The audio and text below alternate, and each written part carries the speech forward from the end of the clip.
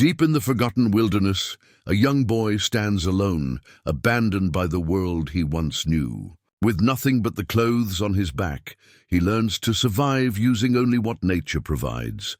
Berries from thorny bushes, fish caught with handmade spears, shelter built from fallen branches. Years pass, and the boy grows stronger, wiser in the ways of the mountain. One spring morning, after heavy rains, he discovers an enormous oak tree, uprooted and fallen near the river's edge. Something awakens within him, not just a plan but a vision. Could this massive tree become his ticket to freedom? What happens when a boy with nothing but determination takes on nature's mightiest creation? The tattered backpack hung loosely from a branch. Its once vibrant blue fabric now faded to a dull gray. Inside, a wrinkled photograph, the last connection to a world left behind. The boy, now 12, sometimes took it out during stormy nights when the mountain winds howled like the memories he couldn't escape. 5 years earlier, the road had wound endlessly through mountains that seemed to touch the clouds. In the back seat of the old station wagon, 7-year-old Eli clutched his backpack, watching his father's knuckles whiten against the steering wheel. Just a camping trip, his father had promised that morning, voice brittle as autumn leaves. Man-to-man time. The tension had been building for months after Mom left. The unpaid bills, the empty bottles, the shouting into phones that always ended with his father staring silently out windows. They parked near a trail marked by a weather-beaten sign. A Timberlake outlook, 3 miles. His father grabbed the small tent and a duffel bag, leaving Eli to carry his backpack and a canteen. "Keep up," was all he said as they hiked upward. The campsite overlooked a valley that stretched into forever, trees like broccoli florets far below. They set up the tent silently. His father built a fire, opened beans and hot dogs. As darkness fell, he pulled out a flask. "Your mother isn't coming back," he said finally, staring into the flames. "And I can't.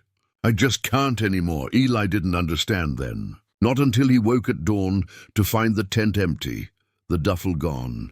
He called out until his voice gave out, then followed the trail back down, certain his father would be waiting by the car. But the clearing where they'd parked stood empty, just tire tracks in the mud. He waited there a full day and night, drinking from his canteen, eating the granola bars from his backpack. By the second morning, understanding settled like stone in his stomach. No one was coming back. The search for the road home became a blur of wrong turns, thickening forest and growing panic. Each day he walked until exhaustion.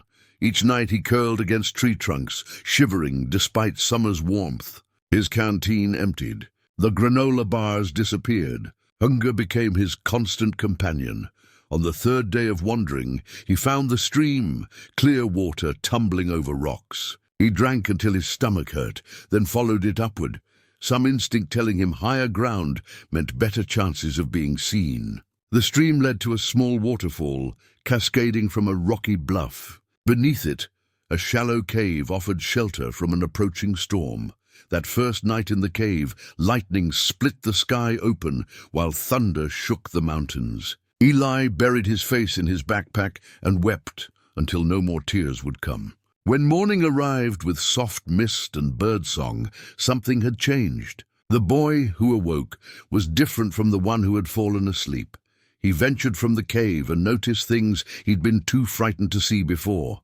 Raspberry bushes heavy with fruit, tracks of animals leading to water, fish darting in the stream's deeper pools. The wilderness that had seemed a prison now revealed itself as something else, a place of potential resources.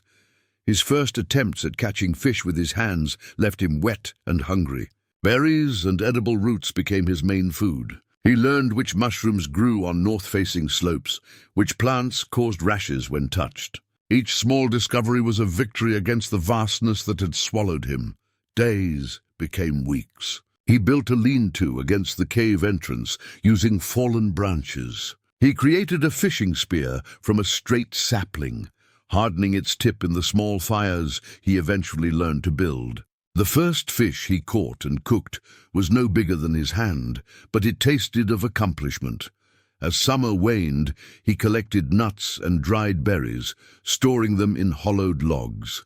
He fashioned warmer clothes from the rabbit furs after learning the hard way about snare placement. The seasons turned, and with them, the boy turned too, from victim to survivor. Sometimes, in quieter moments, he would take out the photograph, fading more with each passing season, and study the smiling faces of people who now seemed to belong to someone else's story. The face of the woman who left first, the man who left second, the child with eyes not yet taught by wilderness.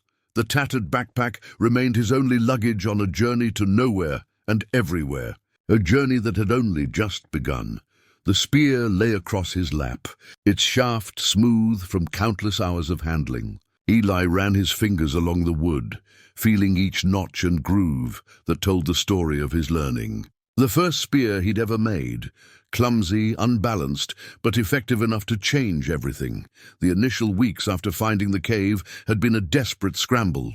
Hunger drove him to risk eating unfamiliar berries, resulting in violent sickness that left him weakened for days. He learned to test new foods by touching them to his lips first, waiting for reactions before taking small bites. Some lessons came at high cost.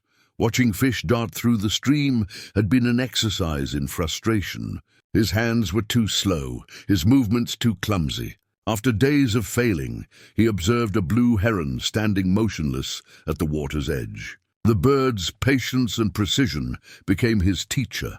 Finding the right branch took time, straight, strong, not too heavy. Using a sharp rock, he stripped away the bark, worked the end to a point. His first attempts broke easily or missed their targets. But each failure taught him something: how to account for light refraction in water, how to hold the spear with just the right tension, how to remain still enough that the fish forgot his shadow. The first successful catch brought tears to his eyes. A trout no longer than his forearm, skewered clean through. He built a small fire, cooked the flesh until it flaked apart under his fingers. The taste was victory itself.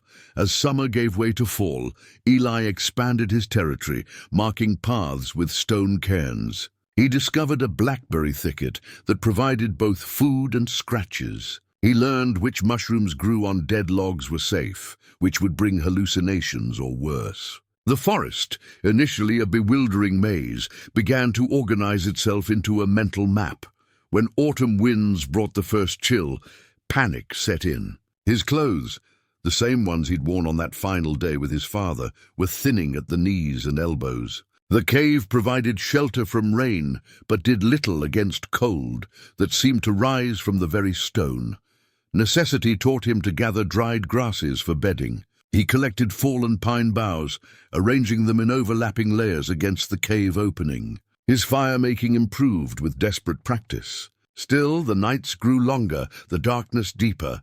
The first snowfall nearly broke him. He woke to a world transformed, every familiar landmark erased under white. Fear gripped him, not of the cold itself, but of disorientation. What if he wandered from the cave and couldn't find his way back? 2 days he remained inside, rationing the last of his stored berries and nuts, feeding the fire with precious wood. On the 3rd day, hunger drove him out. The silence of the snow-blanketed forest was absolute, broken only by the crunch of his footsteps.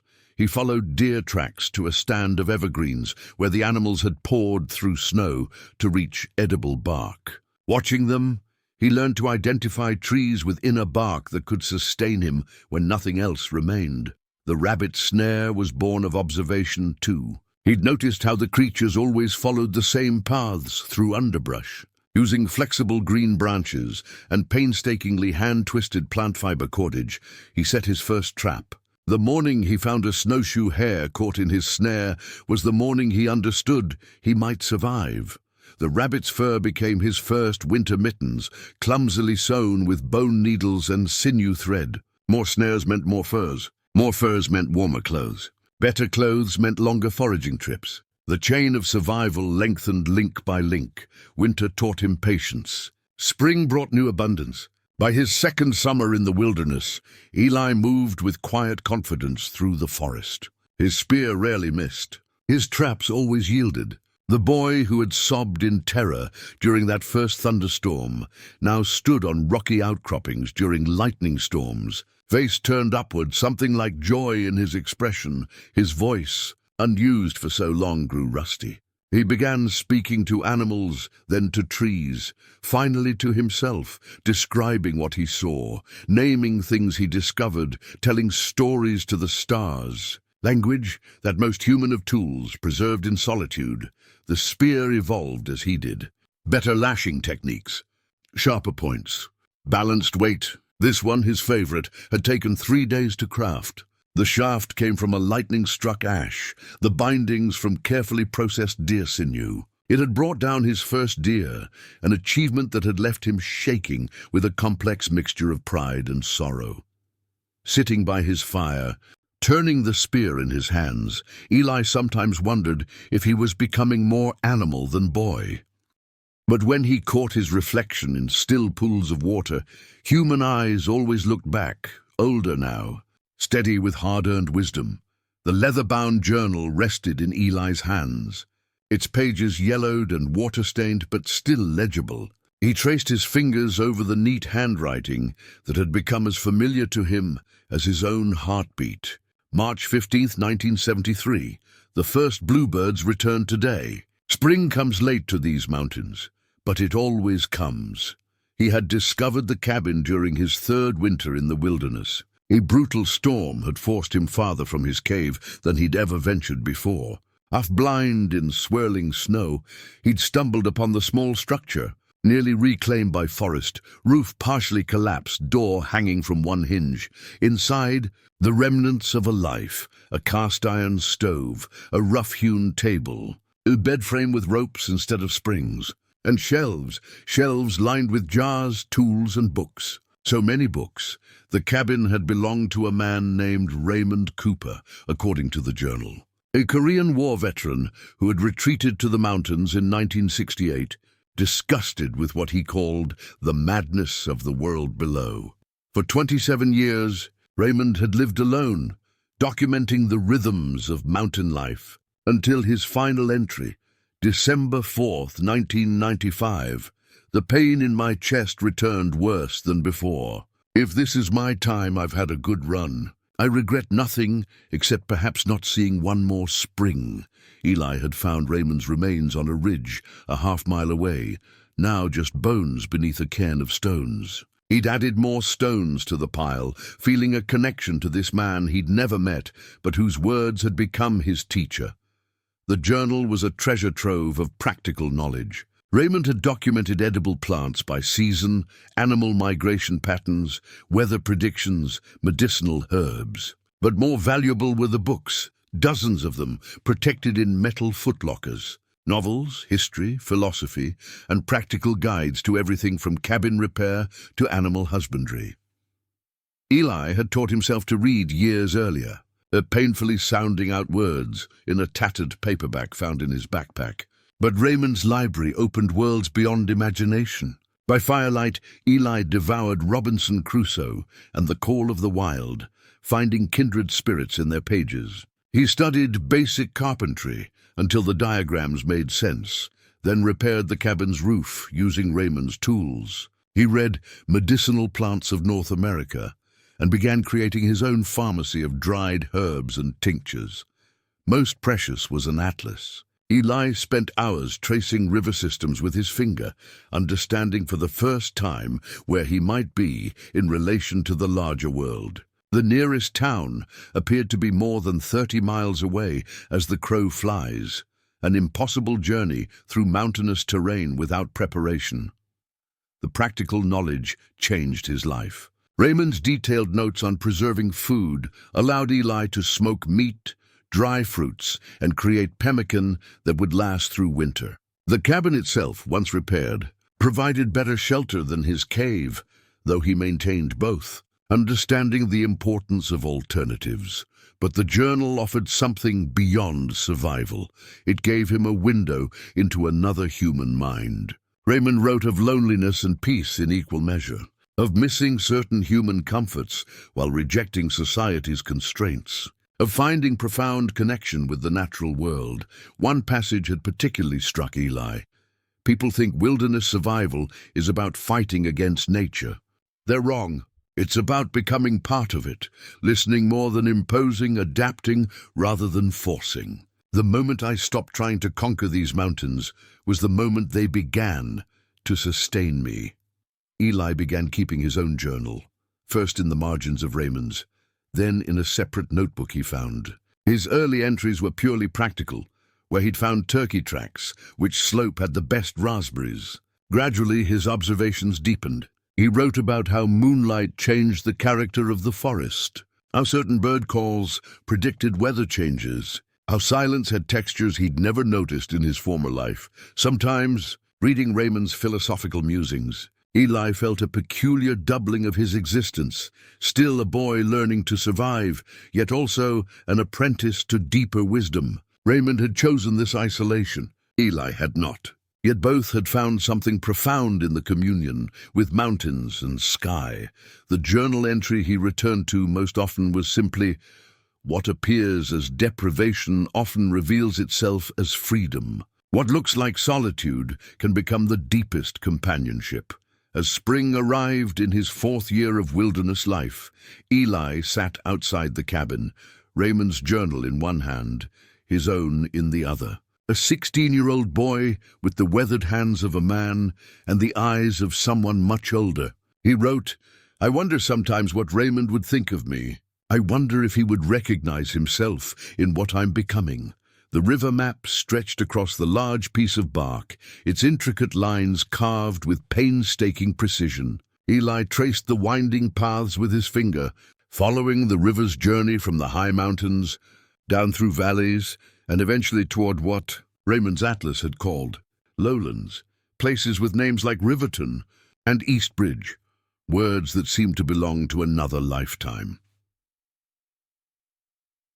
5 years in the wilderness had shaped Eli into something neither fully wild nor fully civilized. At 17, his body had grown lean and strong, his movements efficient like the predators he studied. Yet his mind, nourished by Raymond's books, had expanded in ways impossible in pure isolation. He'd begun dreaming of elsewhere, not of returning to the life that had cast him aside, that wound had scarred over, but of seeing what lay beyond his mountain domain. The dreams came most strongly in spring, when migrating birds passed overhead in perfect formation, following ancient pathways southward. "They know something I've forgotten," he whispered to himself one morning, watching geese disappear over the ridge. That movement itself can be a kind of home. The atlas had shown blue veins of rivers connecting everything, and Raymond's journal had entries about traveling downstream in his younger days. "Water always knows the way," one passage read. "It finds the path of least resistance, curves around obstacles rather than fighting them." 3 days drifting took me farther than 2 weeks hiking. The idea had planted itself like a seed in Eli's mind. At first, just a fleeting fancy. What if he built a raft? What if he followed the stream that fed his lake down to the wider river marked in the atlas? What if that river carried him to places where other humans dwelled? He began taking exploratory hikes, following the stream that passed his cabin. It grew wider as smaller tributaries joined it, eventually becoming swift enough that fallen branches were carried away in its current. He followed it for 3 days, marking his path, sleeping in trees, until the stream joined a true river, broad and deep and powerful. Standing on its banks, he felt something akin to fear, but different. Anticipation, perhaps. He collected a smooth stone from the riverbank and carried it back to the cabin, placing it on the shelf beside Raymond's journal, a talisman of possibility. The map began as practical exercise. Using Raymond's descriptions and his own explorations, Eli stripped bark from a fallen birch and began etching the waterways, starting with his stream, then the river it joined, then marking the confluence points mentioned in Raymond's journal. He added landmarks, the 3-peaked mountain visible from the cabin, the distinctive cliff face shaped like a falcon's head, the meadow where elk gathered in autumn. Working on the map became his evening ritual. By firelight, he would add details, calculating distances based on his walking time. Raymond had written that rivers could carry a person 20 miles in a day with good current, a distance that would take at least 2 exhausting days on foot through mountain terrain. As the map grew more detailed, so did his vision. Not just a raft, but something more substantial.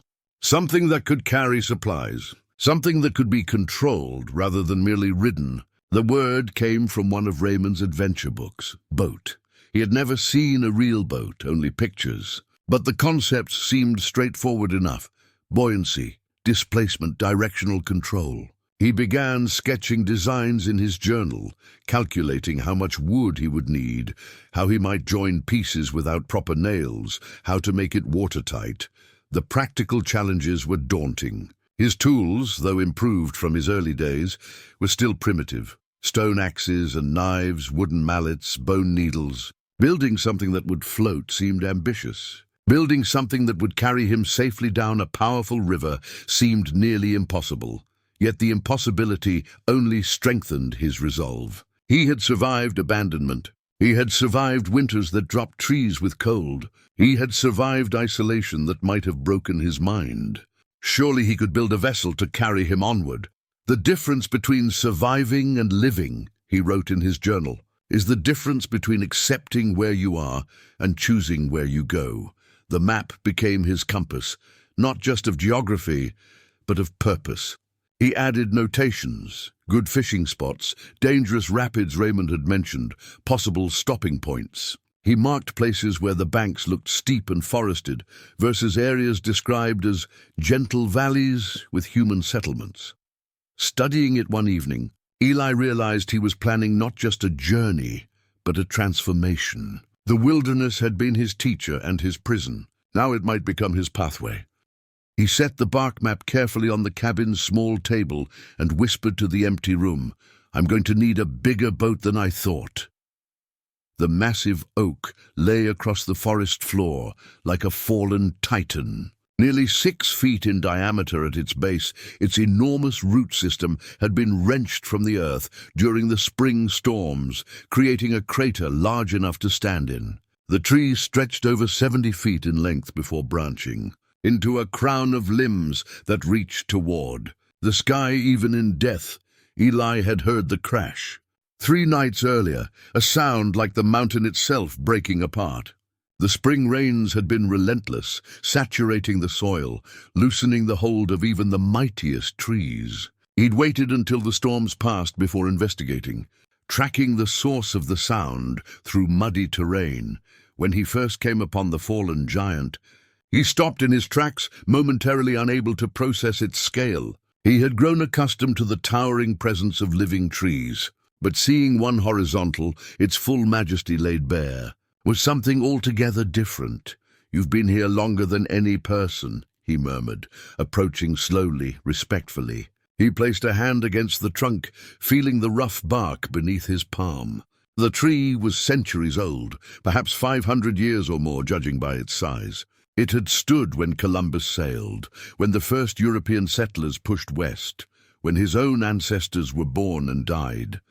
Eli circled the fallen oak, examining its length. The trunk maintained its impressive diameter for nearly 30 feet before gradually tapering. The wood was solid, healthy, not the victim of disease or insect damage, just the casualties of gravity and storm. Its fall had created a new clearing, sunlight now reaching the forest floor where once there had been deep shade.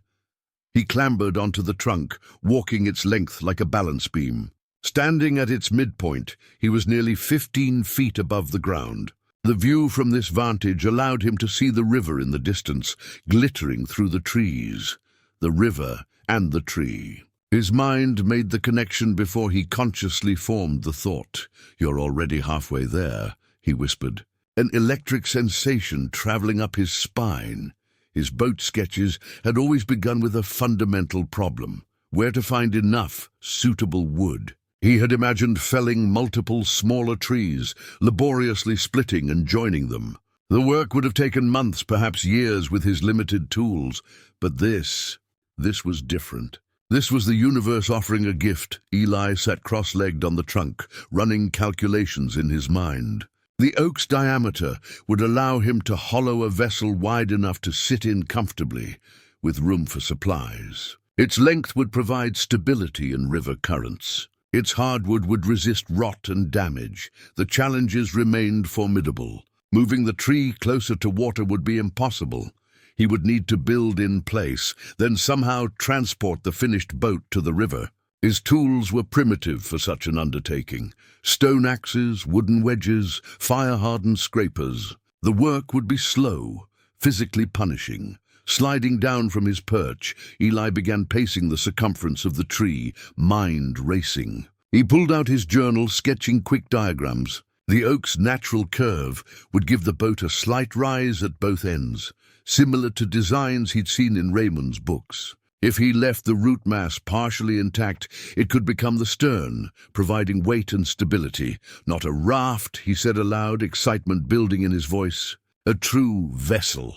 He returned to the tree day after day, studying its grain, testing the hardness of its wood with his knife, measuring its circumference with a length of vine. He began clearing the area around it, removing smaller branches from the crown, creating a workspace. The labor was daunting. His first attempts to strip bark from the trunk left him with bleeding hands and minimal progress. He developed tools specifically for the task. A curved scraper made from deer antler, a maul fashioned from river stone lashed to a hickory handle. He learned to work with the grain rather than against it, to use leverage rather than brute force. Weeks passed. The bark removal alone consumed a month of dawn to dusk labor. Beneath it, the pale sapwood gleamed like bone. Eli built a shelter nearby, unwilling to waste time traveling back to his cabin each night. He worked until his muscles screamed, then collapsed into exhausted sleep, only to begin again at first light. The enormity of the project sometimes overwhelmed him. In moments of doubt, he would place both hands on the trunk, feeling the solidity of the wood, drawing strength from its persistence. "You stood for 5 centuries, he told the oak. "I can spare a year to give you a second life." The transformation had begun, not just of tree into boat, but of vague dream into tangible purpose. Each swing of his tools brought the vision closer to reality. Each callus and blister was a marker of progress. Slowly, methodically, the fallen giant began to reveal the vessel hidden within. The stone axe felt solid in his grip, its weight perfectly balanced, the handle smooth against his palm. Eli had spent 7 days creating it, selecting the right riverstone with a natural edge, patiently napping it against another rock to create the blade, splitting a young ash trunk for the handle, carefully notching it to receive the stone head. The binding had been the most difficult part, heating pine resin to create a sticky base, then wrapping the junction with wet rawhide strips that contracted as they dried. Pulling the head tightly against the wood, it was his finest tool yet, a far cry from the crude implements of his early wilderness days. He tested it against a branch, feeling the satisfying bite of the stone into wood. This axe would be the key to transforming the fallen oak. Raymond's books had been his guide for the tool-making process. One volume in particular, Native American Crafts and Technologies, had detailed illustrations of stone implements that had served human needs for millennia before metal tools. The cabin's shelves had yielded other treasures: a rusty handsaw with several broken teeth, a metal file worn to near uselessness, a hammerhead without a handle. Eli had refurbished these as best he could, but for the heavy work ahead, he needed tools of his own making. His workshop became a clearing beside the fallen oak. He built a small lean-to for shelter and a stone-lined pit for his fire. From this base, he ventured out each day to gather materials, specific stones from the riverbed, wood from various trees chosen for its particular qualities, plant fibers for cordage, pine resin for adhesive. The adze came next, similar to the axe, but with the blade mounted perpendicular to the handle, designed for hollowing rather than cutting. He created 3 versions before achieving one that felt right in his hands. The process taught him patience. Rushing produced inferior tools that broke under pressure. For finer work, he crafted chisels from deer antler and the leg bones of elk. He soaked them in water to soften them, then shaped them against abrasive stones. creating edges that, while not as sharp as metal, could still slice through wood when driven by a wooden mallet. Fire became another tool. He experimented with controlled burns on test pieces of wood, learning how flames could soften timber to make it more workable with his stone implements. He discovered that by building small, focused fires on sections of the oak and then scraping away the charred wood, he could remove material much faster than by mechanical means alone. His tools multiplied as the project's needs became clear. Awls for punching holes, scrapers for smoothing surfaces, stone drills for boring. Each new creation taught him something about materials and methodology. Failed attempts became stepping stones rather than setbacks. The most challenging tool was what Raymond's book had called a crooked knife, a curved blade used by northern tribes for detailed woodworking. Eli's version used a fragment of metal he'd found, embedded in an old stump, perhaps from a trapper's broken knife, painstakingly reshaped using stones and mounted into a curved handle carved to fit his hand perfectly. His hands, once soft from a child's life of ease, became instruments themselves, sensing grain direction in wood, detecting weak spots in stone, gauging the right pressure to apply. The calluses that developed were badges of transformation, marking his evolution from survivor to craftsman. Evenings were spent maintaining tools, resharpening edges dulled by the day's work, replacing handles that had cracked under pressure, twisting new cordage to replace bindings that had worn through. He developed a rhythm, a relationship with his implements, understanding their strengths and limitations as intimately as he knew his own. "Tools aren't just things," he wrote in his journal. "They're extensions of intention. They carry the knowledge of those who made them and the purpose of those who use them." He began naming his favorites. The large stone axe became breaker. The finely worked adze was digger. The crooked knife with its reclaimed metal blade he called memory, a bridge between his handmade present and the manufactured world of his past. The tools transformed the work from impossible to merely difficult. With breaker, he could score deep lines along the oak's trunk, marking the outline of his vessel. With digger, he could begin the painstaking process of hollowing the tree's interior. With memory, he could smooth rough surfaces and carve details that would make the difference between a crude dugout and a crafted boat. One morning, as dawn light filtered through the forest canopy, Eli stood before the fallen oak, his complete toolkit arranged carefully on a deerskin beside him. Each implement represented days of labor, countless adjustments, failed attempts, and eventual success.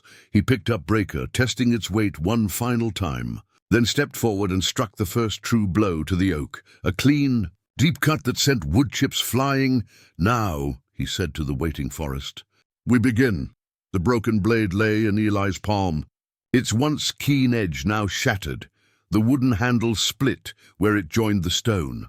2 months of steady use had ended with a single miscalculated strike against a knot in the oak. The sound, a sharp crack unlike the satisfying thunk of a proper cut, had sent a jolt of dismay through him. He set the ruined tool aside and surveyed his progress. The outline of the boat had emerged from the raw trunk, nearly 20 feet long, with a beam of about 3 feet. He had removed most of the bark and begun the arduous process of hollowing the interior. Chips and shavings covered the ground around the workspace like pale snow. The enormity of the task sometimes overwhelmed him. Each day's labor resulted in what seemed like minimal progress. A few inches deepened, a small section smoothed. At this rate, the boat would take years, not months, to complete.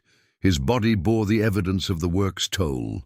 Blisters had formed, broken, calloused, and formed again. A deep gash on his left forearm was healing slowly, the result of a glancing blow from an adze. His shoulders and back ached constantly from the repetitive motion of swinging tools. Even his most careful movements resulted in countless small injuries. Splinters that worked their way deep under his skin, cuts from sharp wood edges, bruises from fallen branches. The physical challenges were matched by technical ones. The oak's grain didn't always cooperate with his intentions. Sometimes it split unexpectedly, forcing him to adjust his design. The wood at the tree's heart was harder than the outer layers, requiring different techniques and dulling his tools faster. Rain delayed work for days at a time, and humidity caused sections he'd already finished to swell and warp. Sitting beside the fallen giant, Eli reached for his water skin.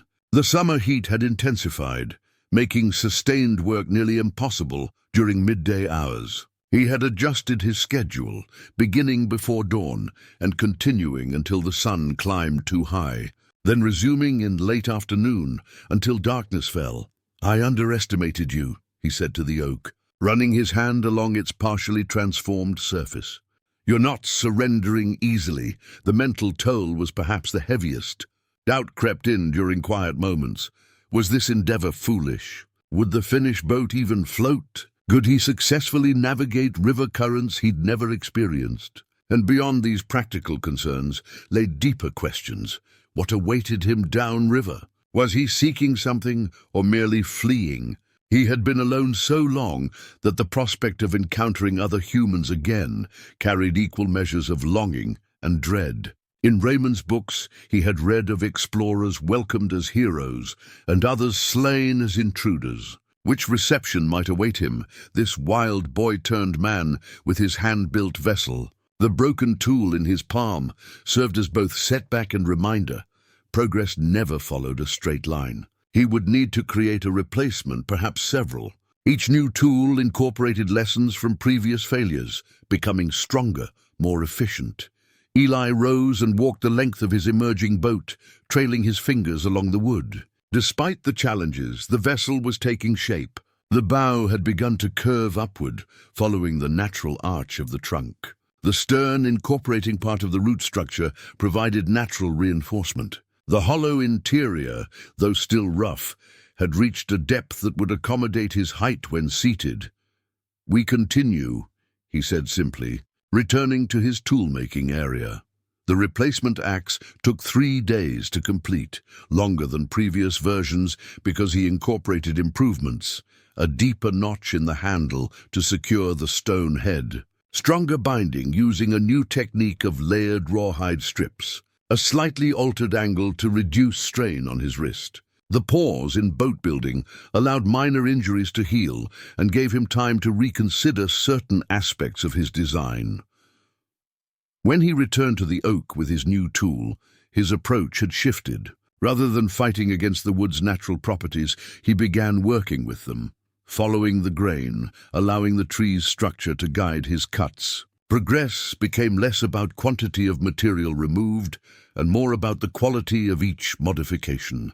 The broken blade, rather than being discarded, found new purpose as smaller tools, the fragments becoming scrapers and detail knives. Nothing would be wasted. Every setback would be transformed into opportunity. As summer progressed toward autumn, the boat's form emerged more clearly. What had once been merely a marked and partially hollowed log now unmistakably resembled a vessel.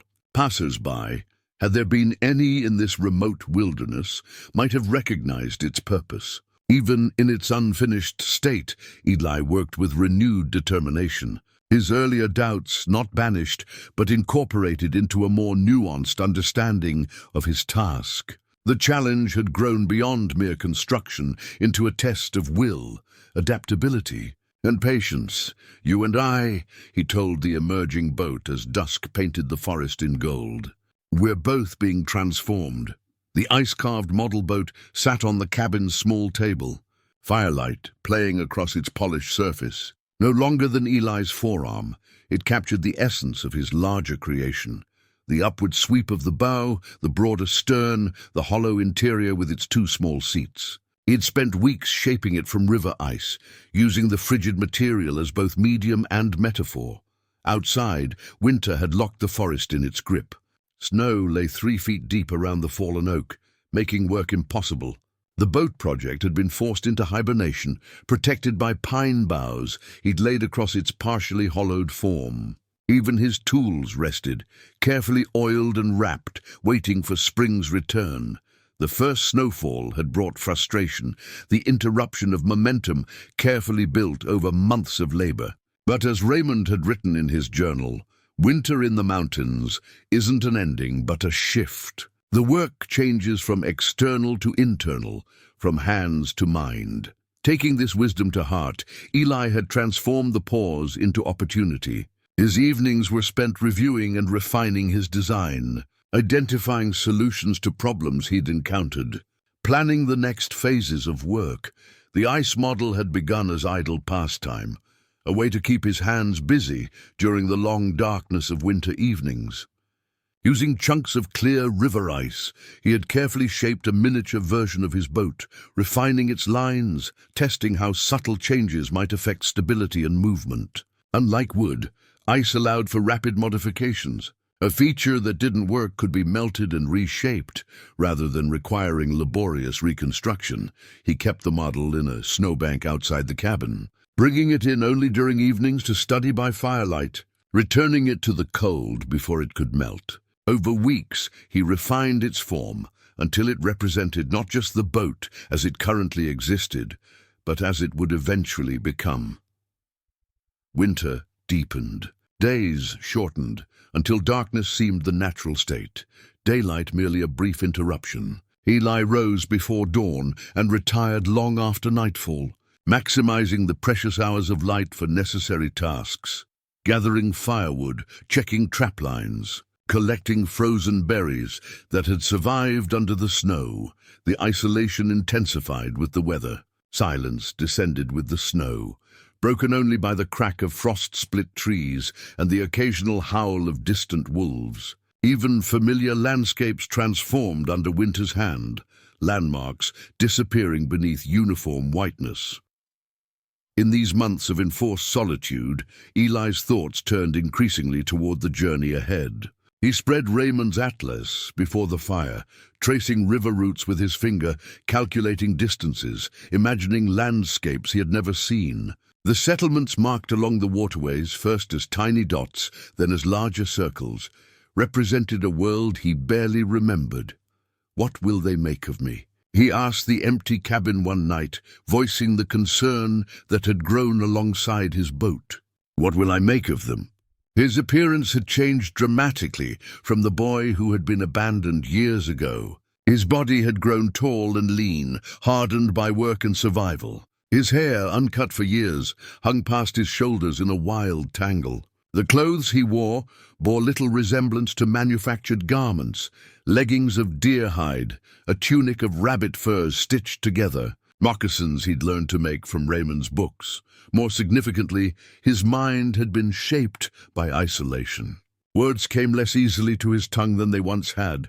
His thoughts followed patterns tied to survival, seasons, and the immediate world around him. Social niceties had faded from memory, replaced by the direct communication of wilderness life.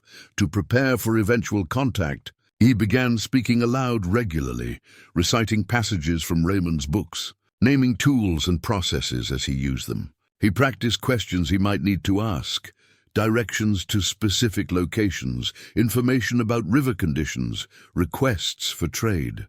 The sound of his voice, rusty at first, gradually regained its human cadence. The ice model boat gradually evolved beyond its practical purpose into something more symbolic, a talisman of patience. Winter was not delay but preparation. Not stagnation, but incubation. The forced pause had given him distance to see his project more clearly, to recognize flaws in his original approach, to develop improvements he might otherwise have missed. "We wait," he told his frozen creation as January yielded to February. "But we do not waste." The hollowed core of the oak stretched before him, sunlight filtering through the forest canopy to illuminate its interior. Eli ran his hand along the smooth inner surface, feeling the thousands of individual cuts that had gradually transformed solid wood into open space. After 8 months of labor, interrupted by winter's pause, the heart of his boat had finally taken form.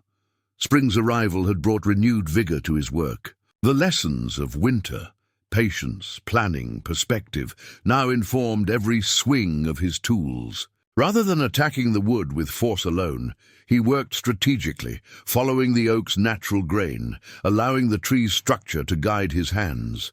He had developed a system. Mornings were spent scoring deep lines into the wood with his sharpest tools, creating boundaries for removal. Midday brought the heavy labor of chopping and prying away the scored sections. Afternoons were dedicated to smoothing and refining the newly exposed surfaces. Each day the hollow deepened by a few precious inches. Fire became his ally in this phase. By carefully placing embers along sections to be removed, he could char the wood, making it softer and more yielding to his stone tools. The technique required vigilance. Too much heat would damage the surrounding wood, too little would provide no benefit. He learned to read the subtle changes in color and texture that indicated perfect charring. The boat's sides, once as thick as his arm, he had gradually reduced to the width of 3 fingers, sturdy enough to withstand river currents, but thin enough to reduce weight. Weight had become his constant consideration.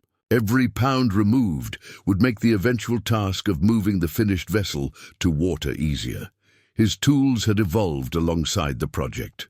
The crude implements of early days had been replaced by finely crafted, specialized instruments. His favorite was a curved scraper fashioned from a bear's jawbone, its natural shape perfect for smoothing the boat's interior curves. He had named it Shaper, and often found himself talking to it as he worked, as though the tool itself had become a companion in his solitary labor.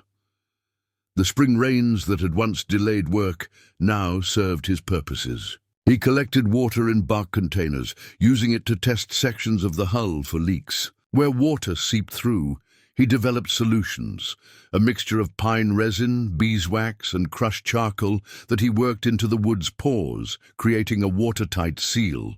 Each problem solved brought a satisfaction deeper than any he had known in his former life. Measuring progress became ritualized.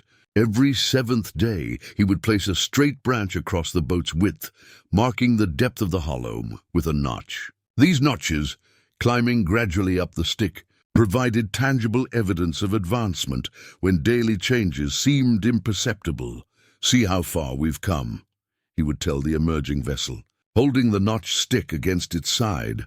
As spring yielded to early summer, the boat's essential form had been realized. The hollow extended nearly the full length of the trunk, with just enough solid wood remaining at bow and stern to provide structural integrity. The sides rose 14 inches above the floor at the boat's widest point, tapering toward the ends. The interior could comfortably seat 2 people, though Eli planned to travel alone, with ample space for supplies. Now began the refinement. Using his finest tools, Eli smoothed rough spots, balanced asymmetries, strengthened potential weak points. He added features Raymond's books had suggested. A slightly raised section at the rear that would serve as a seat, small notches along the gunnels where supplies could be secured with cordage, a series of handholds carved into the interior sides for stability in rough water. The boat was speaking back to him now. Each day spent in intimate contact with the wood taught him to read its language, the subtle variations in grain that indicated strength or weakness. The almost imperceptible color changes that revealed density differences, the way certain sections resonated differently when struck. He learned to listen with his hands, adjusting his work to the boat's needs rather than imposing his will upon it. Visitors to his worksite increased as summer progressed. Curious deer pausing to observe before bounding away, a fox that made a habit of watching from a nearby log. Ravens that collected discarded wood chips for their nests. Once a black bear ambled through the clearing, sniffing at his tools before moving on, uninterested. Eli spoke to them all, explaining his work as though to apprentices. The trick, he told a particularly attentive doe, is to remove only what isn't boat. The core of the vessel now defined, he began to envision its completion. The exterior would need smoothing to reduce water resistance. The bow required additional shaping to better cut through currents. He would need to create oars, a rudder system, Perhaps even a small mast for a sail, if suitable material could be found.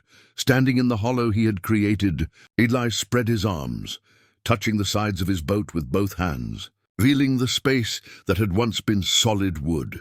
The achievement was both humbling and empowering, a testament to persistence and the transformative power of vision. The wooden carving rested in Eli's palm, a miniature canoe with two figures, one paddling, one fishing. The details were extraordinary. Tiny paddles with distinctive blades, fishing line no thicker than horsehair, even small fish carved beneath the surface. It had been a parting gift, a treasure more valuable than gold in this wilderness. The visitor had appeared without warning one misty morning as Eli worked on smoothing the boat's exterior. One moment he was alone, the next a figure stood at the edge of the clearing. A man of perhaps 50, with copper skin and black hair streaked with grey, wearing buckskins and carrying a pack made from what looked like moose hide. Eli had frozen, his tool raised mid-swing, heart-pounding. It had been years since he'd seen another human being. Fear, excitement, and wariness flooded through him simultaneously. The man made no threatening moves, simply raising an empty hand in greeting. "That's good work," he said in English, his voice carrying a musical accent Eli couldn't place. "Dugout?" Eli found his voice with difficulty. "Yes, dugout, my first." The man nodded, still keeping his distance. "Ojibwe make many such boats. I'm Makwa of the Bear Clan. My people have traveled these waters for 1,000 years. I'm Eli," he responded, the name feeling strange on his tongue after so long unused. "I've been alone here. A long time." Understanding passed across the man's weathered face. He gestured toward the boat. "May I?" Eli nodded and Makwa approached, circling the vessel with appreciative eyes. His hands, when they touched the wood, moved with the certainty of experience. "Oak, strong choice. Heavy, though. Too heavy." Eli asked, anxiety creeping into his voice. Makwa shook his head. "Not if you know how to work it properly." He ran his fingers along the thickness of the gunwale. "You can take more from here, here, and here. Leave strength where water pushes hardest. Bow, stern, and keel." That conversation had begun 3 days of unexpected apprenticeship. Makwa was a hunting guide, leading wealthy sportsmen through the wilderness several weeks each year. The rest of his time he spent with his people on a reservation 100 miles northwest, or wandering the forests of his ancestors. Chance, or perhaps something else, had brought him to Eli's clearing. Makwa had no modern tools with him, only traditional implements not unlike Eli's own. Yet his technique transformed the work. He showed Eli how to use fire more precisely, controlling heat with wet clay boundaries to protect sections meant to remain untouched. He demonstrated a scraping method that removed wood in thin, even layers rather than chunks, reducing the risk of splits. "Water and wood have been talking to each other since the beginning of time," Makwa explained, guiding Eli's hands through a new technique. A good boat builder is just the translator between them. Most valuable were the insights into river navigation. Makwa described how to read water, the subtle surface patterns that revealed underwater obstacles, the color changes that indicated depth shifts, the sound differences between safe rapids and dangerous ones. He explained how to position one's body when encountering rough water, how to use a paddle not just for propulsion, but for steering and stabilization. They spoke little of Eli's past or future. Makwa asked no questions about how a young white man came to be alone in the wilderness, building a boat by hand. Yet his occasional glances carried understanding deeper than words could express. On the third afternoon, they tested the boat's balance by placing large rocks equivalent to Eli's weight at various positions. The vessel rested evenly, though it still sat on land. Makwa nodded approvingly. "She wants to float," he said simply. "Not much longer now." That evening by the fire, Makwa shared stories of his people's history with water. Floods survived, journeys undertaken, battles fought on lake shores. He spoke of Spirit Lake, whose waters could heal the sick if approached with a pure heart. He described vast gatherings where dozens of canoes would arrive bearing different clans, coming together for celebrations that lasted weeks. Eli listened, absorbing not just the practical knowledge, but a new perspective, one that viewed nature not as an adversary to be conquered, but as a relation to be respected. The concept wasn't entirely foreign. His years in the wilderness had taught him similar lessons. But hearing them, articulated, embedded in centuries of tradition, gave his understanding new depth. At dawn on the fourth day, Makwa prepared to depart. His path would take him north, while Eli's boat would eventually carry him south. At the moment of parting, he pressed the small wooden carving into Eli's hand. "My grandfather made this when I was learning to build my first canoe," he explained. "Now it's yours. Remember, the river knows the way. Trust it, respect it, but never forget it has its own mind." Eli watched Makwa disappear into the forest, the small carving clutched in his hand. When he turned back to his boat, he saw it with new eyes, not just as an escape vessel, but as a collaboration between himself, the oak, and now, the inherited wisdom of generations. He tucked the carving into the pouch at his waist and picked up his tools. The boat was speaking more clearly now, and he had learned to listen better. The handcrafted oar gleamed in the afternoon light, its paddle wide and thin, its shaft polished smooth from hours of work. Eli turned it in his hands, testing its balance, feeling the perfect distribution of weight. Unlike his earlier attempts, clumsy implements that would have been exhausting to use for extended periods, this oar was an extension of his arm. Responsive to the slightest movement, he set it beside its twin against the hull of his boat. After nearly a year of labor, the vessel had transformed from raw oak to a craft that even Makwa might admire. The exterior, once rough with adze marks and burn scars, now flowed in clean lines from the pointed bow to the broader stern. The sides curved gently inward, then flared slightly at the top edge, a design Makwa had shown him that would help prevent water from washing over the gunnels in choppy conditions. The interior had been smoothed and sealed with countless applications of the mixture he had perfected, pine resin, beeswax, and fine charcoal powder melted together and worked into the wood. The floor was reinforced with crosspieces at strategic intervals, providing structural strength without excessive weight. Near the stern, a slightly raised platform would serve as his seat while paddling. Small touches reflected both practical needs and personal aesthetics. Along the interior sides, he had carved handholds, smoothly rounded depressions where fingers could grip securely if the boat tilted. The bow featured a simple figurehead, not an elaborate carving, but a subtle shaping of the wood into a form reminiscent of a deer's head, antlers suggested rather than detailed. The gunnels were notched at regular intervals to secure cargo using cordage, with slightly deeper notches amidships where the oars would rest when not in use.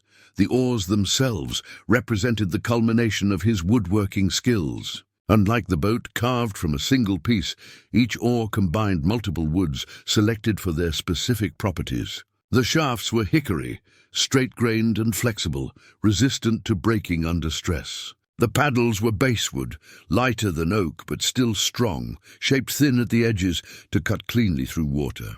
Where shaft met paddle, he had reinforced the joint with strips of white oak bound with rawhide and sealed with resin. Testing the oars had required creativity. He had built a frame of branches that held an oar horizontally at the height it would be when used from the boat. This allowed him to practice the motion of rowing, adjusting the oar's balance and shape until it moved through air with minimal resistance. He couldn't perfectly simulate the resistance of water, but the method had revealed and resolved several flaws in his early designs.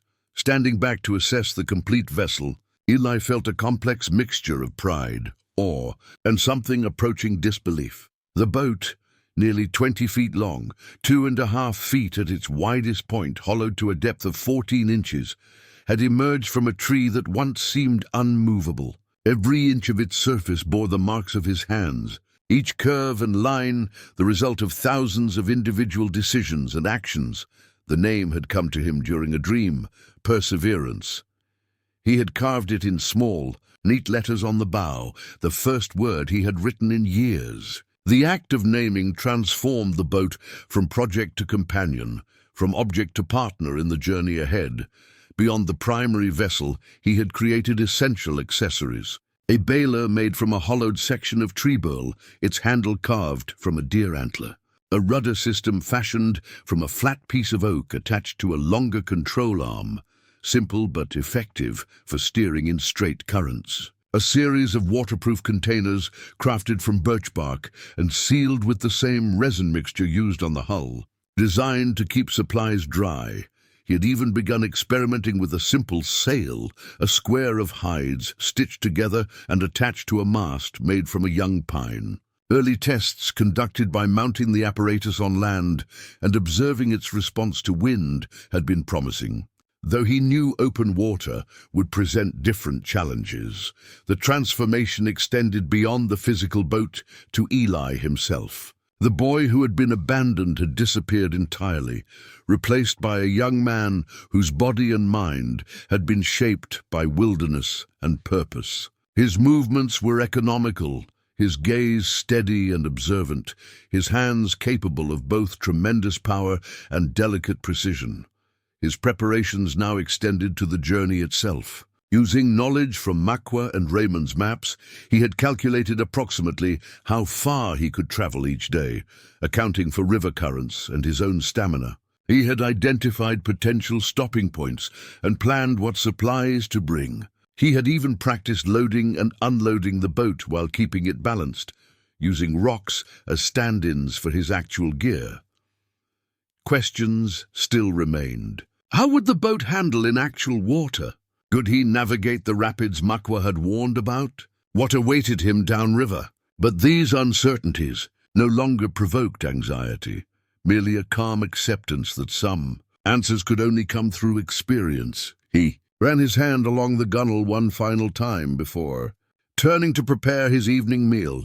The boat gleamed in the fading light like a creature awakening. No longer simply wood, but something with potential energy, purpose, and spirit, awaiting only water to fulfill its destiny. The reinforced hull gleamed with fresh resin, its new braces visible as darker lines against the pale oak.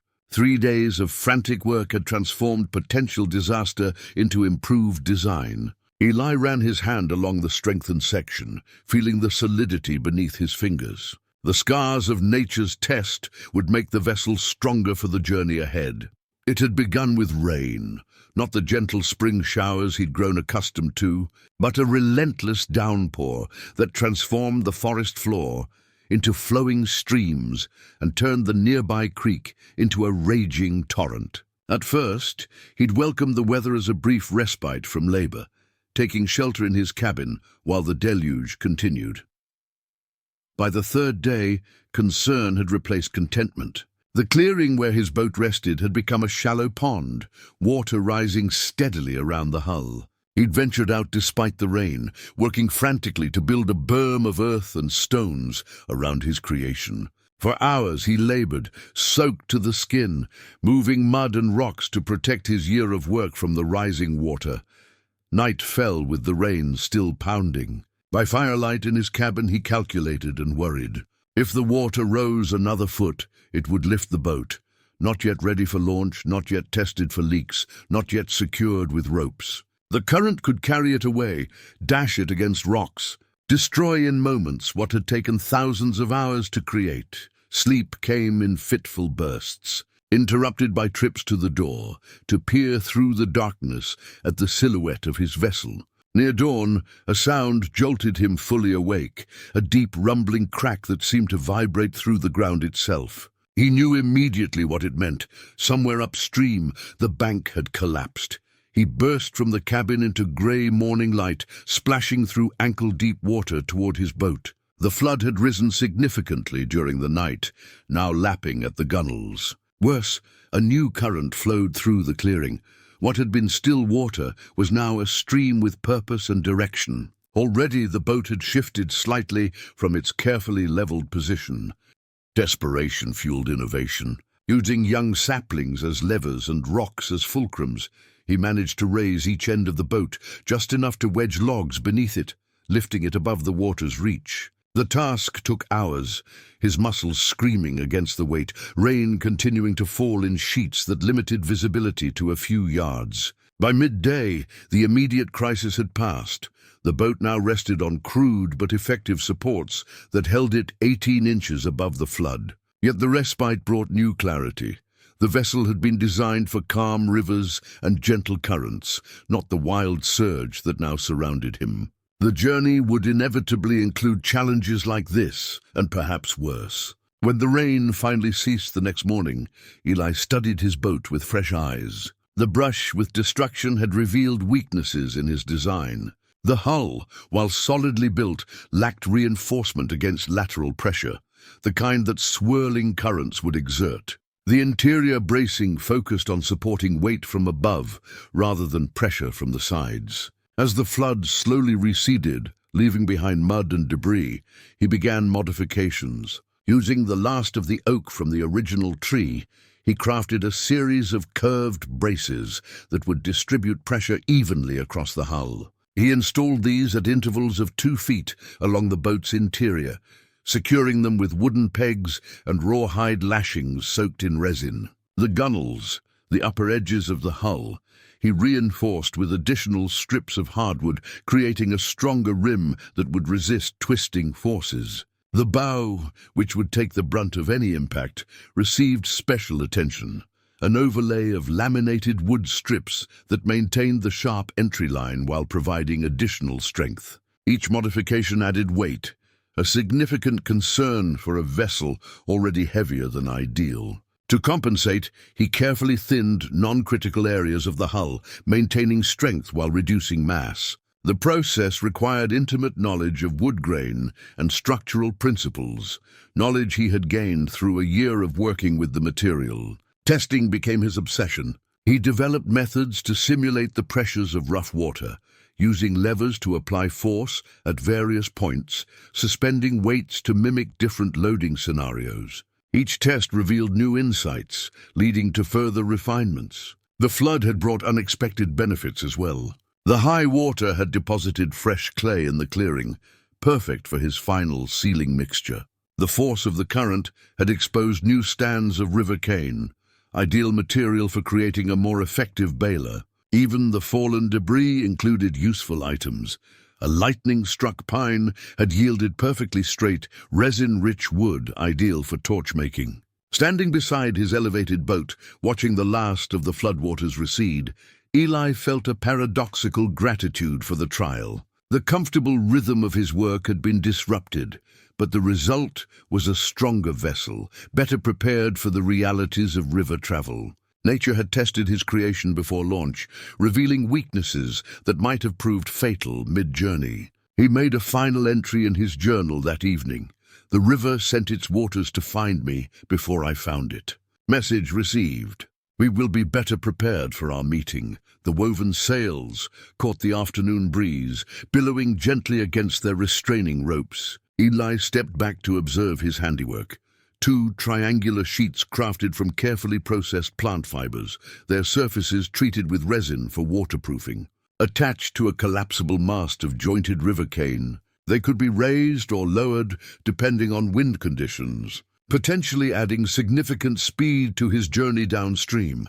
His preparations had entered their final phase. After 15 months of labor, the boat itself was complete, tested, refined, and ready.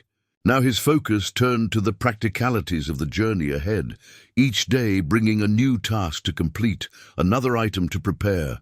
Food had been his first concern. The journey might take weeks, passing through terrain where hunting or gathering could be difficult. He had spent the early summer collecting, preserving, and storing provisions, venison dried into dense jerky, berries and fruits dried on sun-warmed rocks, nuts and seeds gathered from forest bounty. Even a hard bread he had learned to make from ground acorns and wild grain. Each item was packaged in waterproof containers, birch bark boxes sealed with resin, hide pouches treated with oil, hollow gourds with fitted stoppers. Water would be plentiful along the river, but he prepared vessels for carrying it during portages or difficult sections. Cleaned animal bladders made excellent waterskins, lightweight when empty, expandable when filled, naturally watertight with minimal processing. He prepared 6, each capable of holding several days' supply. His toolkit required careful consideration, which implements to bring, which to leave behind. Space and weight were precious commodities. After much deliberation, he selected a core set, his best stone knife with spare blades, a compact axe, bone needles and sinew thread, a fire-starting kit of flint, steel striker salvaged from Raymond's cabin, and carefully prepared tinder, fishing hooks carved from bone, and lines of braided plant fiber. Each tool was chosen for versatility and necessity. Navigation aids were similarly curated. The bark map he had created was carefully copied onto a deer hide, then folded into a compact package protected by a waterproof pouch. Raymond's small compass, its brass case tarnished but needle still responsive, would help maintain direction when landmarks were obscured. A measuring stick marked with notches would help estimate distances traveled. Clothing demanded special attention. His journey would take him from wilderness isolation toward human habitation, a transition requiring appropriate attire. His everyday garments, roughly tanned hides and furs, might mark him as dangerous or unstable to anyone he encountered. From Raymond's cabin, he retrieved the clothes he had arrived in years ago, remarkably preserved in a cedar chest. The child-sized garments were useless, but the fabric could be repurposed. Combining these materials with his best leather work, he created clothing that, while still handmade, might not immediately identify him as a wild man to strangers. The sails represented his most ambitious preparation.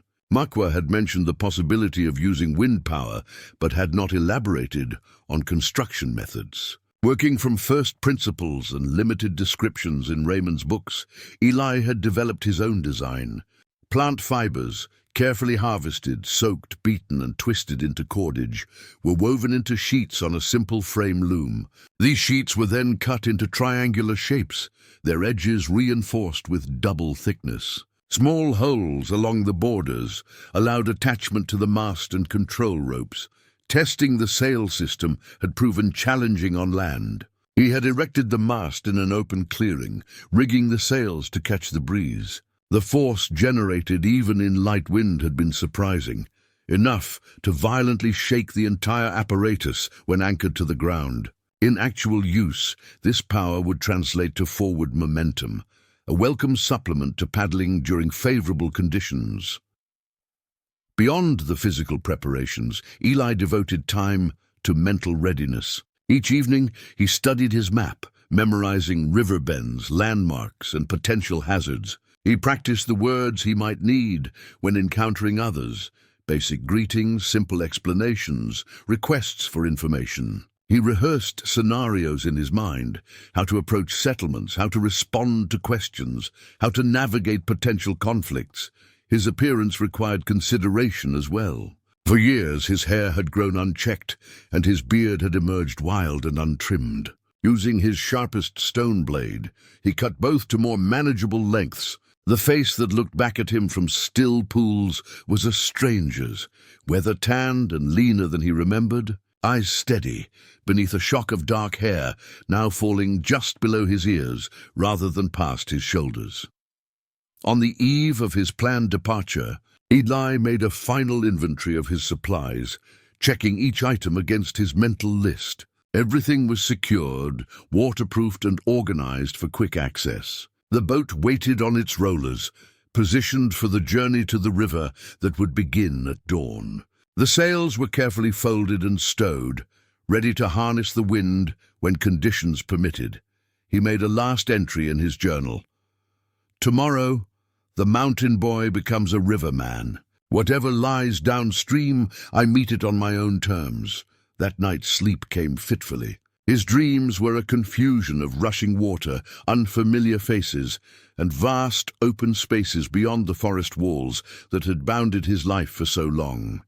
The river stones gleamed damp in the morning light, carefully arranged in a small circle at the water's edge. Eli had gathered 7 perfectly round stones, one for each year of his wilderness life, and placed them as markers where his boat would touch water for the first time. Some rituals needed no teacher. Dawn had barely broken as he made his final approach to the river. The journey from clearing to shoreline had consumed 3 exhausting days. Using a system of log rollers, leveraged movement, and sheer determination, he had inched the boat over uneven terrain, around obstacles, and down slopes. Every foot of progress had been earned through sweat and ingenuity. The boat, Perseverance, now rested 20 yards from the river's edge, secured with ropes to prevent premature movement. Though not tremendously heavy for its size, thanks to his careful thinning of the hull, it still represented a formidable weight. The final approach would be the most dangerous, a gentle but persistent downward slope leading to the water. Eli had prepared the launch path meticulously, clearing it of rocks and roots, creating a smooth track reinforced with smaller logs placed perpendicular to the direction of travel. Nevertheless, anxiety knotted his stomach as he considered the possibilities for disaster. The boat picking up too much speed, veering off course, crashing into a hidden obstacle. A single serious damage could render 15 months of work useless. The morning air hung still and cool as he completed his preparations. His supplies were organized in waterproof bundles, ready to be loaded once the boat was safely afloat. His travel clothes, leather leggings, a tunic of woven plant fibers covered by a deerskin vest, moccasins reinforced with additional layers at sole and toe, had been selected for comfort during long hours of sitting and paddling. He took a deep breath, centered himself, and approached the boat. The wooden surface felt warm beneath his palm, despite the cool morning, alive, somehow eager. With deliberate movements, he checked each roller, ensuring proper placement and stability. The guide ropes, 3 on each side plus 1 at the stern for braking, were secured to notches carved specifically for this purpose. "Today we meet your element," he told the vessel quietly. "From tree to boat to craft, the circle completes." He took position at the stern, hands gripping the braking rope. With one firm push against a tree trunk, he set the boat in motion, feeling the resistance give way as momentum built. The rollers turned beneath the hull with a soft rumbling sound as the vessel began its controlled descent. The journey downslope unfolded with agonizing slowness. Every few feet, Eli would tighten the brake rope, check the boat's position, adjust the side guides, then allow a little more movement. Sweat beaded on his forehead despite the cool air, his muscles tense with constant readiness to correct any deviation. As the boat neared the final stretch, he circled to the front, double-checking the approach to the water. The stone markers waited at the transition point between land and river, the current flowing smooth and deep beyond them. With a final careful adjustment of the guide ropes, he resumed his position and released the brake for the last segment of the journey. The boat moved with surprising grace, maintaining a straight line toward the waiting water. As the bow reached the stone circle, Eli felt a surge of emotion. Pride, fear, anticipation, all mingled into a single overwhelming sensation. The front of the vessel glided over the stones, touched water for the first time, and continued forward with new buoyancy. For a heart-stopping moment, the boat seemed to hesitate at the threshold, bow floating while stern remained landbound. Then with a gentle sighing sound, it slid forward into its element. Eli released the brake rope and watched as his creation floated free, tethered now only by a single line secured to a nearby tree. The boat sat higher in the water than he had calculated, a welcome discovery, indicating either lighter weight or greater buoyancy than expected. It floated perfectly level, no list to either side, the gunnels a consistent height above the waterline from stern to bow. Most importantly, the hull remained dry inside. No immediate leaks appeared, despite the sudden immersion. With methodical care, Eli loaded his supplies, distributing weight according to the plan he had developed during winter's contemplation. Heavier items went low and central, with more buoyant packages near the edges. Each bundle was secured to the notches along the gunnels with quick-release knots, accessible when needed, but secure against accidental shifting. The moment of commitment approached. Eli stood on the riverbank, one hand still holding the tether that connected the boat to shore. Behind him lay the wilderness that had been both prison and teacher. Before him stretched a river leading to an unknown future. The boat rocked gently in the current, eager to begin its journey. With ceremonial deliberateness, he picked up the seventh stone from the circle, the last one, still dry, and placed it in a small recess he had carved beneath the seat. A piece of this place would travel with him. He untied the mooring rope, coiled it neatly, and stepped into the boat. The vessel dipped slightly under his weight, then stabilized. The familiar wood now felt different beneath him, not static but responsive, a living intermediary between himself and the flowing water. Taking up the paddle, he pushed gently away from shore. The current caught the boat, and with a smooth, quiet momentum, they began their journey downstream. The star chart rested on Eli's lap, its markings illuminated by moonlight. Carefully drawn on a piece of tanned deerskin, the chart mapped the night sky as he had observed it through changing seasons. Now it served as his nighttime navigator, allowing progress during cooler evening hours when the water ran smooth and obstacles were marked by the moon's silver touch on rippling surfaces. 3 weeks into his journey, Eli had developed a rhythm that matched the river's own cadence. He rose with the dawn mist, broke camp efficiently, and traveled through morning hours when wildlife gathered at the water's edge. Midday brought a pause, time to rest, fish, make repairs, or forage along the banks. As afternoon shadows lengthened, he would resume paddling until dusk painted the water with fire. On clear nights with sufficient moonlight, he would continue for several more hours, guided by stars and the luminous pathway created by moon on water. The river had become his companion and teacher.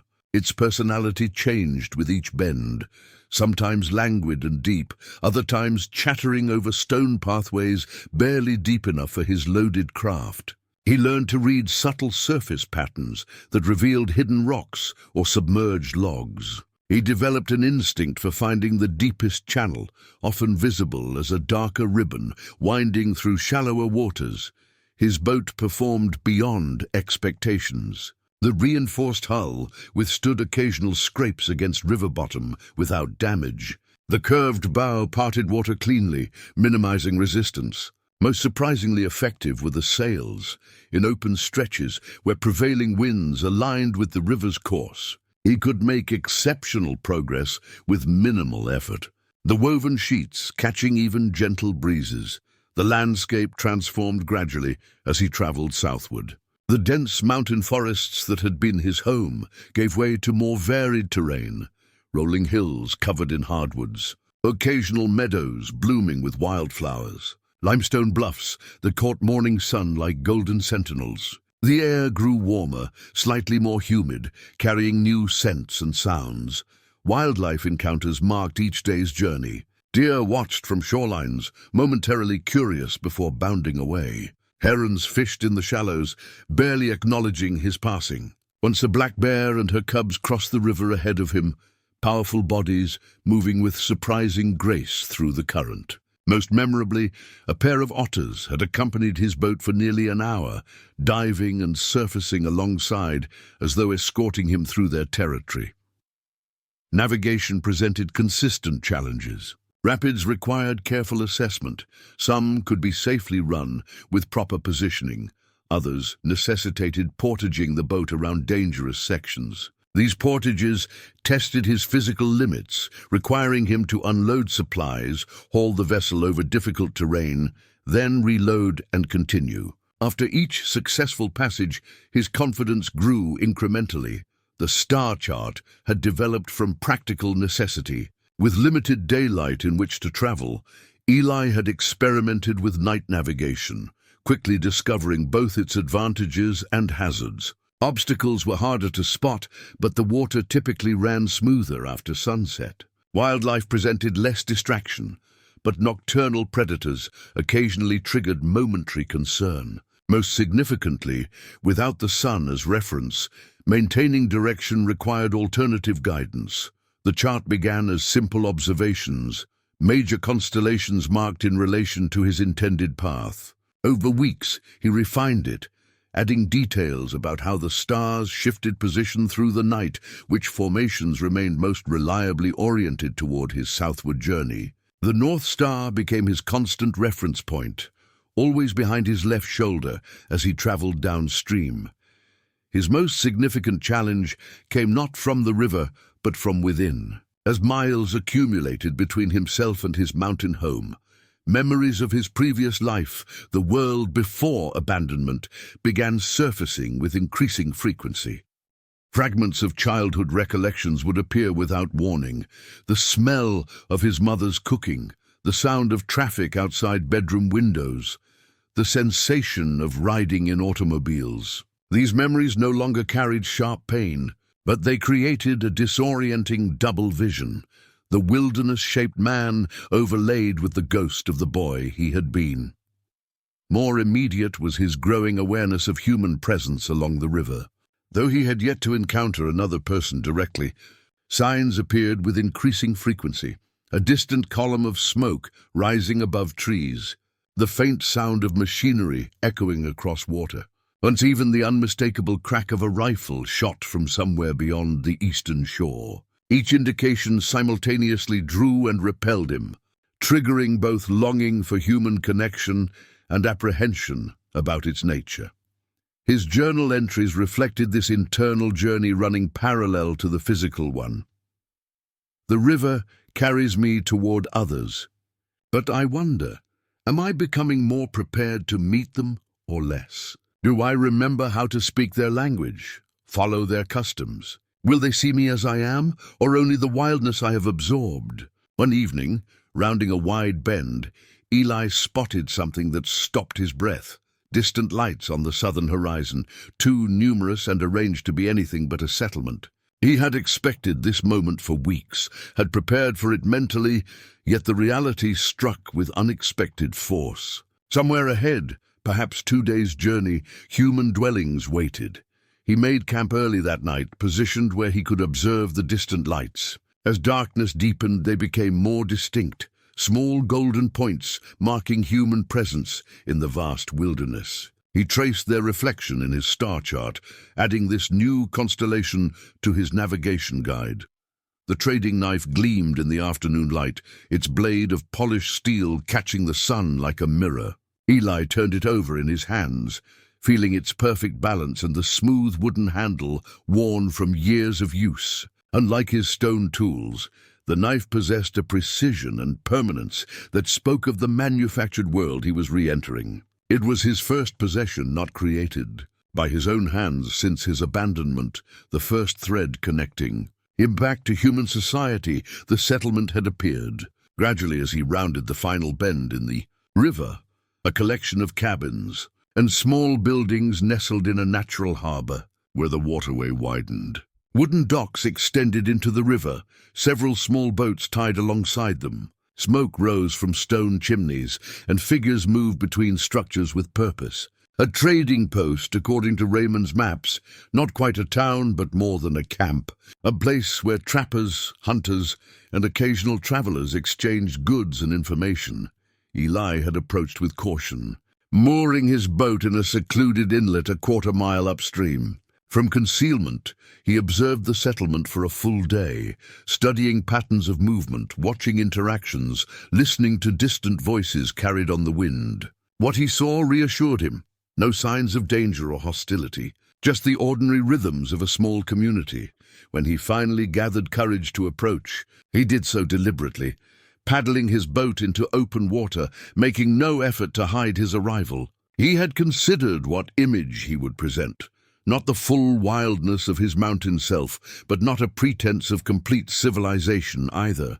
He wore his best handmade clothing, leggings and tunic of carefully prepared leather, decorated with simple patterns etched into the material. His hair, cut shorter but still longer than most men wore it, was tied back with a strip of hide. Around his neck hung the small wooden carving. Makwa had given him a talisman of connection to both the wilderness and human kindness, the Dark Master. weathered man with grey-streaked beard, had watched his approach with professional interest, noting the handmade boat, the careful paddling technique, the solitary occupant who seemed both competent and somewhat uncertain. "That's quite a craft," the man had called as Eli maneuvered toward the dock. "Never seen one work quite like that. You build her yourself?" The question, so ordinary, so direct, had momentarily paralyzed Eli. Despite weeks of rehearsing potential conversations, the reality of human interaction struck him with unexpected force. His voice, when he found it, sounded strange to his own ears. Yes, from a fallen oak, the simplicity of his response seemed to satisfy the dockmaster, who nodded appreciatively. "Good workmanship. You're welcome to tie up. Trading post is open till sundown if you're looking to barter." That exchange, unremarkable to anyone else, had represented a monumental threshold for Eli. Human words, human response, human acceptance, all flowing as naturally as the river beneath his boat. Something tight in his chest had loosened slightly, allowing deeper breath. The trading post had been a sensory assault, the first enclosed space with multiple humans he had experienced in years. Smells of tobacco, coffee, leather, and bodies mingled in the air. Voices created a tapestry of sound, conversations overlapping, laughter punctuating the general murmur. Goods lined shelves and hung from rafters, manufactured items from the distant world of cities, alongside furs, handcrafts, and preserved foods from the surrounding wilderness. The proprietor, a large man with calculating eyes, but a genuine smile, had assessed Eli with a single glance. "New to these parts," he stated rather than asked. "River brought you, I'm guessing. What are you looking to trade?" Eli had prepared for this moment, selecting items that demonstrated skill rather than desperation. Finely tanned furs, meticulously crafted arrowheads, a small pouch of medicinal herbs rare in the lowlands. He presented them without comment, allowing their quality to speak for itself. The knife had been his first selection from the offered exchange, a practical choice rather than an indulgence. Steel would hold an edge longer than stone, would process game more efficiently, would serve as both tool and potential defense. But beyond its utility, the knife represented something profound. His first step back toward the manufactured world, a world where metal was shaped by distant processes in faraway places, where objects passed from hand to hand through complex networks of exchange. "That's good steel," the proprietor had commented, noting his choice. "Swedish. Holds an edge like nothing else. You've got a good eye." The compliment, casually offered, had carried unexpected weight. Recognition, validation, a simple acknowledgement of judgment from one human to another. Now, sitting on the riverbank a short distance from the settlement, Eli studied his new possession. The trading had gone well, his goods appreciated for their quality, fair exchanges offered without hesitation. Beyond the knife, he had acquired coffee beans, a small metal pot, fishing hooks of various sizes, and most significantly, information. The settlement was called River's Rest. The nearest proper town lay 3 days' journey downstream, a place called Millhaven, with perhaps 500 inhabitants. Beyond that, larger communities dotted the river's course as it widened and eventually joined a major waterway leading to coastal cities. The country was at peace, though political arguments apparently raged in distant capitals. Technology had advanced in ways that meant little to Eli, references to devices and networks that existed beyond his experience or immediate concern. Most importantly, he had been accepted without suspicion or excessive curiosity. His minimal explanations, a solitary traveler, self-sufficient, heading downstream, had been taken at face value. In a frontier region where unusual histories were common, his reticence raised no particular alarms. As dusk approached, Eli sheathed his new knife and considered his options. The settlement offered beds for rent, meals in a small tavern, the company of others. Yet something in him hesitated at the threshold of fuller immersion. For tonight, at least, he would sleep in his boat, moored safely but separately, one foot still in the wilderness that had shaped him. The boat's figurehead caught the morning light, its simple lines transformed by Eli's final carving work. What had begun as a subtle suggestion of a deer's head had evolved into something more personal, a human face emerging from natural wood grain, eyes looking forward, expression neither smiling nor solemn, but watchful, aware. He had worked on it through the night, his new steel knife allowing precision his stone tools never could, adding this last signature to his creation before making his decision. 3 days at River's Rest had gradually acclimated him to human presence. The initial sensory overwhelm had subsided, replaced by cautious curiosity. He had ventured into the tavern on the second evening, nursing a single mug of beer, his first taste of alcohol since childhood, while absorbing conversations around him. News of the outside world filtered through these exchanges, politics, economics, technological developments that seemed almost mythical from his perspective.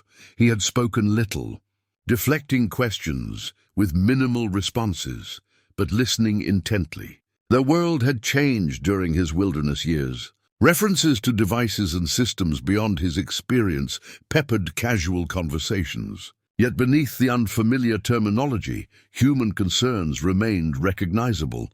Livelihood, family, weather, future prospects. The distance between himself and others, while real, was perhaps not as unbridgeable as he had feared. On the third day, he had met Sarah, the settlement's only teacher, in her small schoolhouse, serving perhaps a dozen children from surrounding homesteads. She had noticed him examining a wall map with intense concentration. "It's 3 years out of date," she had commented, approaching quietly. But the geography hasn't changed much. Their conversation, the first extended exchange since his return to human contact, had flowed with unexpected ease. She asked thoughtful questions about his boat, commenting on its craftsmanship without prying into his past. When he mentioned learning from books found in a mountain cabin, she had lit up, speaking passionately about the power of written knowledge to transcend isolation. "Some of my students will never travel beyond 50 miles from here," she had said. "But through books, their minds can explore the entire world." Before he left, she had pressed a small volume into his hands, a collection of poetry by Wordsworth. "He understood the relationship between nature and human spirit better than most," she told him. "I think you might find him speaking to your experience." That gift, freely given, expecting nothing in return, had affected Eli deeply. The trading knife had been his first material connection to human society. This book represented something different: intellectual and emotional connection, recognition of inner life beyond mere survival. Now, as dawn illuminated the dock where his boat waited, Eli made his final preparations. His decision had crystallized gradually through his days at River's Rest. He would continue downriver, but not all the way to the coastal cities that had originally drawn his imagination. Instead, he would stop at Millhaven, the larger settlement 3 days' journey ahead. Sarah had mentioned they needed a boat builder there, someone who understood rivercraft, who could work with local materials, who appreciated the specific challenges of the waterway. "They've lost 2 men to old age in recent years," she had explained, "and their apprentices lack experience. Someone with your skills would find welcome employment." The prospect offered a middle path between complete return to civilization and continued isolation. A small river town would allow gradual reintegration, meaningful work utilizing the skills he had developed, connection without overwhelming immersion. He could maintain some of the self-sufficiency he had come to value while slowly rebuilding human relationships. His boat, Perseverance, would become both his legacy and his introduction. Already, word of the handcrafted vessel had spread through River's Rest, drawing admiring examination from local boatmen and travelers. Its unique construction methods, combining traditional dugout techniques with innovations born of necessity, represented knowledge worth sharing. Eli secured the last of his supplies. Some traded, some purchased, with credit extended on the promise of his future work. His appearance had subtly transformed as well. hair trimmed more evenly by the settlement's barber, clothing now a blend of his handmade items and simple manufactured garments. His bearing still marked by wilderness watchfulness, but tempered with growing social awareness.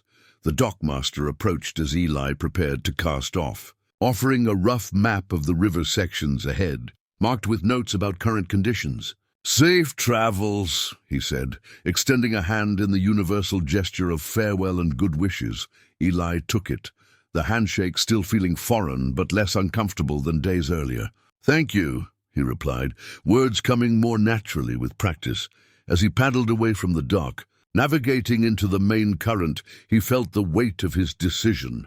Neither escape nor return, but transformation. The wilderness had not been his destination, but his crucible, burning away what was superficial, tempering what remained. The abandoned boy had become a capable man, carrying wilderness wisdom into a new chapter.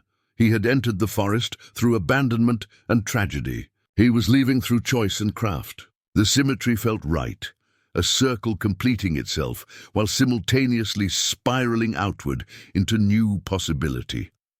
The figurehead he had carved seemed to look forward with the same expression he himself felt, alert, accepting, ready for whatever came next. Not an ending, but a continuation. Not arrival, but journey.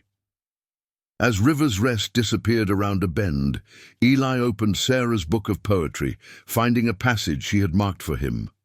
"The world is too much with us. Late and soon, getting and spending, we lay waste our powers. Little we see in nature that is ours." The words resonated with something deep within him, a truth he had lived rather than merely read. Whatever challenges awaited in rejoining human society, he carried this knowing like a compass, the essential connection between person and natural world, a relationship not of conquest, but conversation.